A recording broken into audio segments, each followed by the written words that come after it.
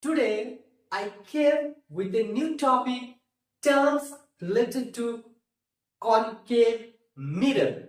So let's learn what will be the terms that terms are associated with a concave mirror. So suppose that this is the diagrammatical representation of a concave mirror. As you have learned, this is a reflecting surface and this part is not a reflecting surface, is painted.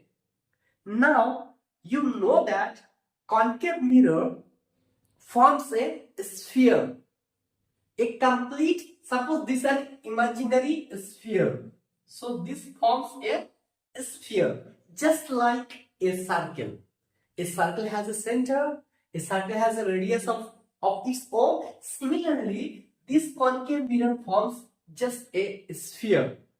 So in the first term, we are going to learn center of curvature, because this concave mirror actually based on the curved part, reflecting curved inward and outward. This is a reflecting part inward, so it is a curved surface, curved sphere, and similarly it has a center. This center is written with the capital letter C. Center of curvature C. The center of the sphere in which the mirror is a part. It lies in front of a concave mirror. In front of a concave mirror reflecting part. Because this part is reflecting part. So this is the in front and this is the center of curvature. Reflecting part, this one, and this is the center of curvature. Likewise, second term is aperture. In circle, basically in circle you have studied circle. A circle has a diameter, horizontal diameter, or if you consider vertical line, there's also a diameter. Diagrammatically, diameter. Similarly, aperture means the diameter of the reflecting surface of the mirror. So this is the concave mirror. Since curved inward, this is the reflecting surface. Now this is the exact diameter AB. The part AB, distance from A to B or B to A, is called aperture, is diameter, or is the width or width of the reflecting surface. This extension of this reflecting surface is called aperture, is represented in the figure AB. Third term is a pole, P-O-L-E, pole, represented by letter capital P. So pole means center point of the mirror's reflecting surface. So I have drawn this mirror, and this mirror has a center. It is a point inside the mirror of reflecting surface which divide the mirrors into two equal halves. So this is upper part of the reflecting part, this is the bottom part of the reflecting part, and this is the point of the reflecting, center point of the reflecting surface. It is called pole, represented by the letter capital P. Now R, radius of curvature. Similarly, you know that about students in a circle. What you know about a circle is there is a radius. So this is the radius. Similarly, it has also radius of curvature. It is a radius. The distance between C means center of curvature, and pole. Pole means, the P means pole here. So the distance which is measured between center point of the mirror and the center of curvature, P to capital C, pole to the mirror, that actual distance is called radius of curvature. In this case, radius of circle. This is curved surface, radius of curvature. Principal axis. So principal axis, an imaginary straight line which passes through the center of curvature the pole of the mirror. Let's understand. So this is the concave mirror. This part is the reflecting part. Suppose this part is reflecting part. This is curved inward. This is the pole. This is the pole and a straight line. Lot of rays will fall on here. Rays 1, rays 2, rays 3. Lot of rays are falling, and these light rays parallel to the reflecting surface and very straightforward. But not all the rays. That particular light rays which is straight, and condition is that passes through the center of curvature. Suppose this is one rays, another. These are also straight rays, but that straight rays are not considered in order to define the principal axis. An imaginary straight line, that imaginary straight line must pass through the center of curvature, and meets at the pole of the mirror. So this is an straight line passing through the center of curvature C and meets at the pole of the mirror. Now this is called principal axis. Principal axis. There is a lot of straight line. This is also a straight line, but this is not passing through the center of curvature and not meet at the pole. So this cannot be considered as a principal axis. Similarly, here also a straight line passing through this reflecting surface, but these rays cannot be called as a principal axis because it not passing through the center of curvature and never meets at the pole, because pole is the midpoint center of the reflecting surface. So these rays of the straight line cannot be called as a principal axis.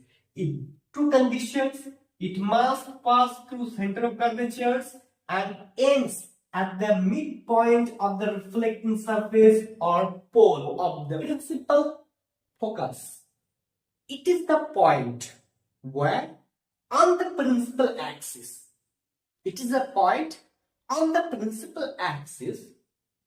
when parallel rays converges on this point after reflection. Suppose a parallel rays of beams comes here and strike. Parallel rays of beams traveling. This is now rays. Now it becomes incident. Now this is the reflecting surface. Now it bounces back the light rays. So what happens? It returns back to converges at this point. What happens? It converges, it does points. Here's second rays parallel to the principal axis. Again strike on the reflecting surface. After reflecting surface, it's bounced back in the principal axis. Converges at the point of principal axis. Now, this is upper part of the principal axis. This is the bottom part of the principal axis.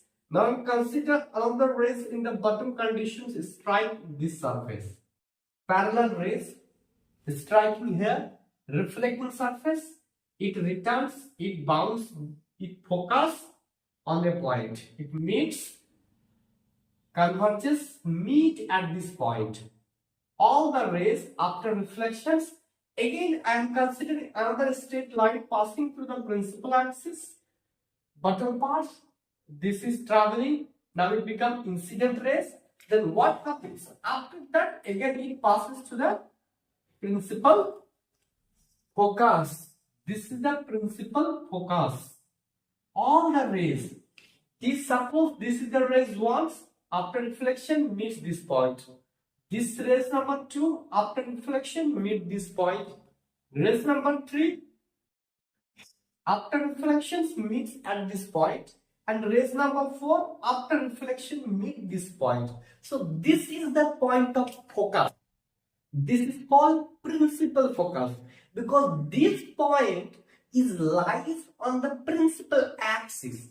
All the parallel rays after the reflection meets at this point on the principal axis, so it is called principal focus of the concave mirror.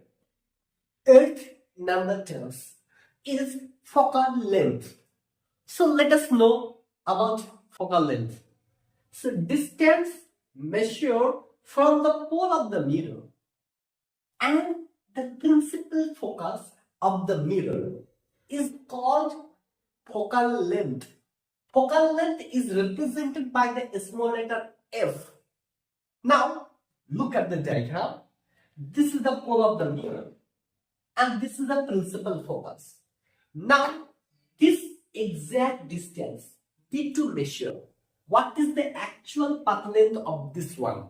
Actual. So this is measured by, because this distance from pole up to the principal focus, up to, not more than principal focus. Otherwise, if it more than principal focus, means after the principal focus this side, it cannot be called as a focal length. Focal length, distance from the pole of the mirror to within the principal focus, up to this much distance. Within, this is the boundary of the focal length, and this distance is called focal length, denoted by the small letter f. So today's lecture about the concave mirror, terms related to that, and the next lecture you will learn about terms related to convex. You have learned terms related to concave mirror, and we have explained detailed all the terms. So the terms are related to similar. The terms are similar in both the cases of the mirror, but there is a little bit dissimilarity, difference.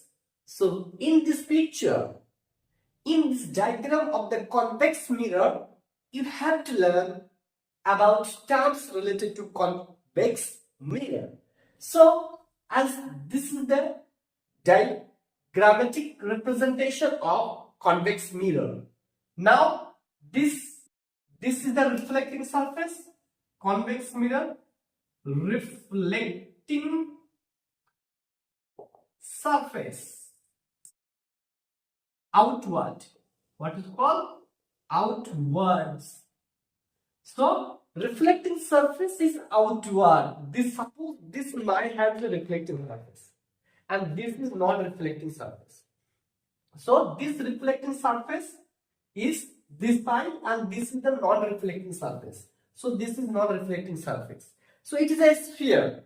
It is a part of the sphere. It is a part of the sphere. So center of the sphere and principal focus and radius of curvature and the pole. This is the pole, a straight line that is passing to the principal, a straight line passing to the pole, and the center of curvature is called principal axis. It represents principal axis. So this is the diameter, P is the pole, P is the pole. Center of the reflecting surface is P, represented by the capital letter P. P means pole, center, midpoint of this reflecting surface. Reflecting surface is outward. Now, what is called C, center of curvature. As you see, this will form a sphere, curved sphere, curved sphere. So it has a center, and this center represented by the capital letter C, center of whom? Due to curvature, to center of curvature of convex mirror, curved outward. So this is faced against center of curvature. And what is P? Principal focus. It is the point on the principal axis. On the principal axis, when parallel line will come and appear to diverge from this particular focus. So it is called principal focus. It's behind the reflecting surface. It is behind the reflecting surface. Now F. Small letter F is called focal length. Distance from principal focus and the pole of the mirror is called focal length. Now distance that is measured from the pole of the mirror to the center of curvature is called radius of curvature. It's represented by the capital letter R. Keep in mind, reflecting surface is faced outward and C, P all are facing against the reflecting surface. Against the reflecting surface. So this is the similarity, difference between concave mirror and convex mirror. So today's lecture, today's topic up to this, if you have any doubt about this terms related to convex mirror, you can put a comment on the comment box. Thank you. Have a nice day. Mirror. Mirror.